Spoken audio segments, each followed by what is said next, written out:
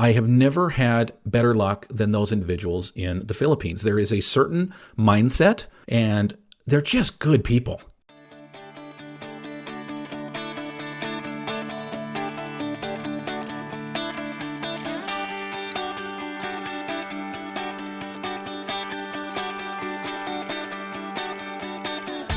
Originating from deep inside the Rocky Mountains, transported through the power of the internet, and arriving inside your tiny earbuds. It's the Appraiser Coach Podcast, helping appraisers increase their efficiency, quality, and make more money. Here's the guy who makes it his life's mission to create value for real estate appraisers nationwide. Your host and the Appraiser Coach, Dustin Harris. And welcome back to the program, everybody. Dustin Harris hanging out in the podcast chair. So, I want to address some of the naysayers out there, and I'm going to do so by not getting emotional and not getting worked up and not trying to prove my point. I just want to share a few statistics with you today. I want to pause here, of course, remind you of some other great things to remember, and that is, of course, a la mode software. A la mode, of course, is it's the appraisal software that I use to do my appraisal work because I believe in technology and I believe in its ability to help me to be more effective. A la mode is where it's at, alamode.com or 800 a la mode. We are sponsored by DataMaster, again, because I believe in technology to make me more efficient. DataMasterUSA.com, DataMaster USA, or some people say DataMasterUSA.com. Finally, we're sponsored by OREP Insurance. OREP is my E&O. It's my E&O because it is a great E&O company and it provides me all kinds of crazy benefits. Check them out by going to orep.org. Again, it's orep.org. Okay, folks. I get criticism quite a bit, quite often. Now, when I say quite often, I mean it's not weekly. It may not even be monthly, but every once in a while, somebody sends me a snarky remark or kind of a wink, wink, nod, nod remark about the fact that I hire virtual assistants in the Philippines. Now, let me start by saying this. I don't have all of my assistants from the Philippines, even though I've been accused of doing so. I actually have approximately 10 people that work for me right now. I say approximately because it fluctuates between 9 and 11. I think we've got 10 people right now. 3 of them are virtual assistants in the Philippines. Okay. So most of the people that I hire are here locally. Not that has anything to do with anything other than I'm answering a question that I've been, well, it's not a question. It's an accusation that I've been given about running my entire shop from the Philippines. Now, I would tell you this. I know appraisers that do that. I know appraisers that hire virtual assistants, and that's where they focus basically everything. And they do quite well at that. And I have absolutely nothing but good things to say about these individuals, and they do well, and they're great bosses, and they treat their people well. I'll talk about one of them anonymously here in just a few minutes. But I want to talk about the pay gap, okay? And I want to talk about the difference between payment in the Philippines and payment here locally. Now, I can tell you this.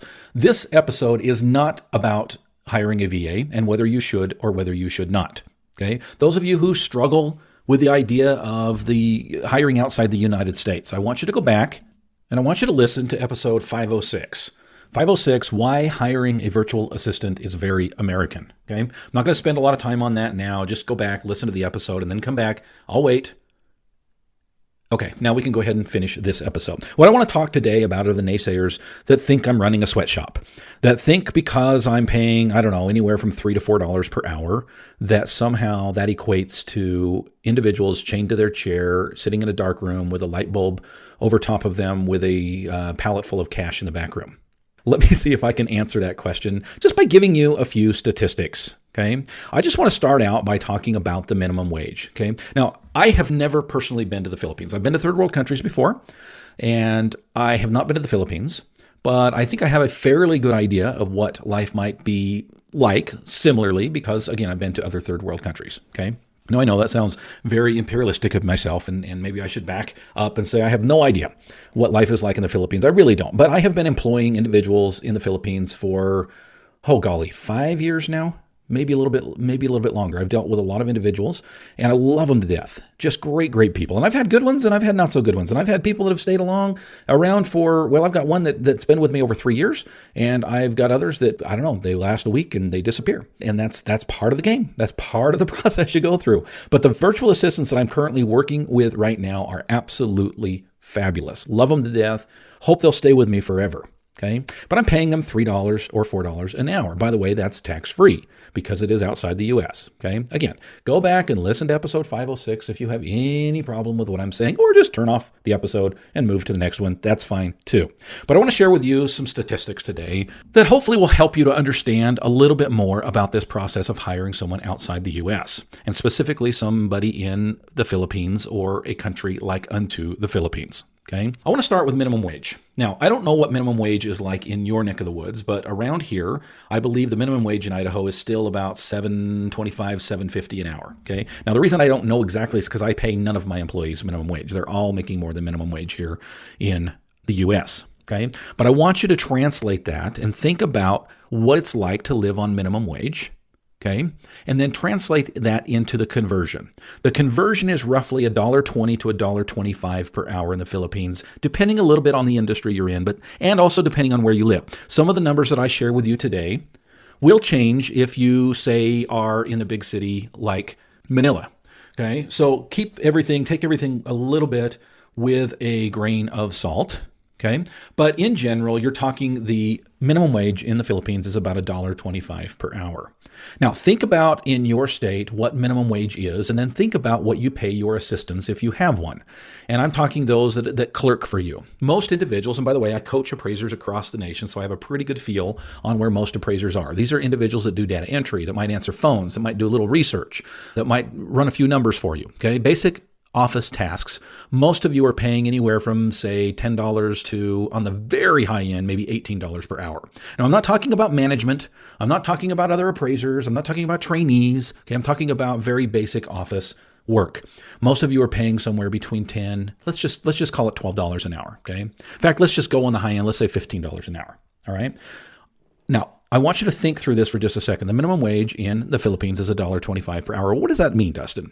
That means that someone making $3 to $4 per hour in the Philippines is very similar, very equal to $15 or $20 an hour in the U.S. All right, let that sink in for just a second. $3 to $4 per hour in the Philippines, and their cost of living is very similar in lifestyle to someone making $15 to $20 an hour in the U.S. Now, does that change your mind at all? I don't know, but I want to tell you a few anonymous, anecdotal stories when we get back from the break. I want to tell you something that's not anecdotal, and that is the ability to get 14 free hours of education. This is continuing ed that you can probably count for your state renewal just by being an OREP member. OREP.org is where you find out more. But folks, as an OREP member, last year I got 14 hours of free, F-R-E-E, education. Great content, by the way. I took a class from Tim Anderson and some others. What a great online educational experience it was, and it was free. OREP.org, OREP.org. Alamode is the software I've been using for 20 plus years. Folks, these are people that care about helping appraisers to be more efficient, more effective at what you do. How do I know they care? Well, folks, I keep using them because of the tools and the abilities that I have in total that I don't have in other software programs. Now, those other programs are fine. Those other companies are great. I know the people that own and run those companies, and they're fine people, friends of mine. But I still use Alamode because it speaks to me. It helps me to do more with less. It'll help you as well. Go to alamode.com. It's ALAMODE.com or 800-ALAMODE. Speaking of great people that own great companies, the people over at DataMaster, located in Utah, by the way, fabulous group of people who really do care about helping appraisers to be more efficient. They use technology to input data and information into your report so that you don't have to pay someone else to do so. DataMasterUSA.com is where you go to find out more. And folks, let me tell you this. If DataMaster 6 is in your area, you have nothing to hold you back from great efficiency, great effectiveness, and amazing things that you can do in your appraisal office. Check them out, DataMaster 6, by going to DataMasterUSA.com.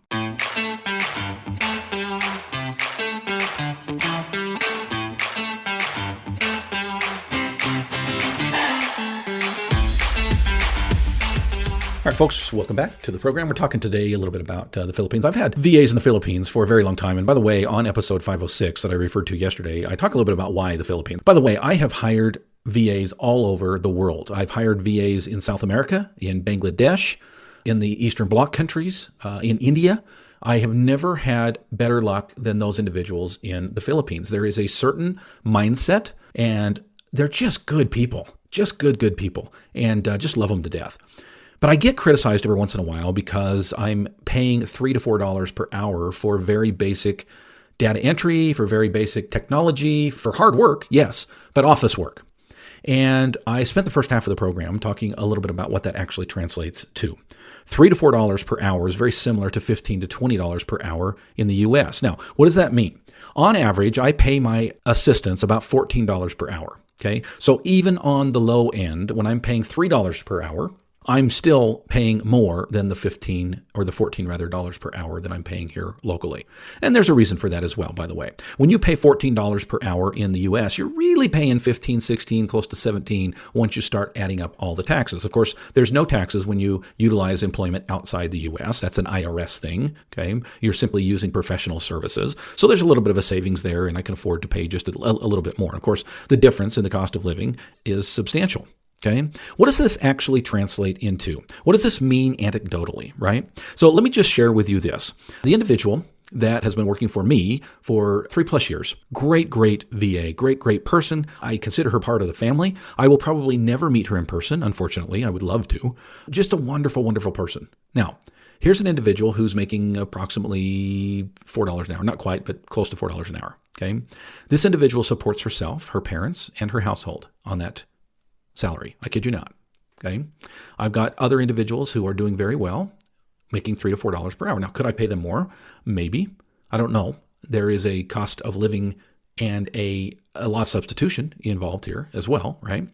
But let me just share with you a couple of other anecdotal stories. I promised this individual I would not share his name, but he reached out to me for this episode, and he said, Dustin, I just want you to know that I've been paying my assistant for the last 3.5 years, $3.9, so $3.90 per hour, okay? And this individual just bought a house in the Philippines. Now, folks, that's an unusual thing to do in the Philippines. That's not, it may be typical here in the US. That is not a typical thing in the Philippines, okay? Success story. I alluded to another individual a little earlier. This is an individual that I know quite well. I've been working with in a coaching situation and as a friend for many years. This individual runs his entire appraisal office from the Philippines. He is basically the only individual stateside that works stateside, okay, and runs a very efficient, effective, and high-volume appraisal office where he is utilizing a handful of individuals from the Philippines. Now, he has told me stories that almost brought tears to my eyes, literally, of this family. By the way, he employs a husband and wife in one situation, and they support their entire family. He reaches out and he celebrates birthdays with them, often sends them fun things for them and their children's birthdays. He celebrates with them. They also bought a house and did so on the salary that he is paying them. Just a wonderful thing to reach across the oceans, to reach across the globe and hold hands, if you will, technologically, virtually, across the seas and make these individuals a great part of a wonderful industry here in the U.S. Now, again, go back and listen to episode 506. I'm not here to convince you. I really am not. I know that it works well for me, not in every situation. That's why 7 of the 10 individuals that I employ are here locally. But in many situations, it is a great opportunity for you to grow your appraisal business and do so without breaking the bank. More importantly, you have an opportunity to bless the lives of individuals in the Philippines or whatever country that you choose to bless the lives in. Thank you for joining me, folks. If you're interested in learning more about virtual assistants, how to hire them, where to go, how to do it, how to interview, how to manage, what pitfalls you need to watch out for, I highly recommend that you join my All-Star team. Now, as a member of the All-Star team, not only do you get access to me through the Facebook group, the closed Facebook group, but you also get the newsletter, both in audio and digital version, every single month. And more importantly, there is a vast library of resources that is absolutely free to you as a member of the All-Star team. One of them is on virtual assistants, how to hire, how to manage, how to train, how to work with, some of the things you need to know about, like, for example, the 13th month. You ever heard of that one? We talk about it in our webinar, and you can get it as part of the All-Star team. Go to theappraisercoach.com. One more time, it's theappraisercoach.com. You've been listening to the Appraiser Coach podcast with Dustin Harris. If you like what you hear, please give us a 5-star rating and post a short review on iTunes. For more in-depth insider information on how you can make more money as a real estate appraiser, visit theappraisercoach.com and sign up for the All-Star team today. Thanks for joining us. And now, get out there and create some value.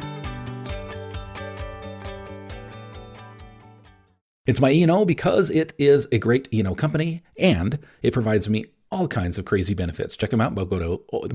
Check them out. Oh my gosh. All right. One more time.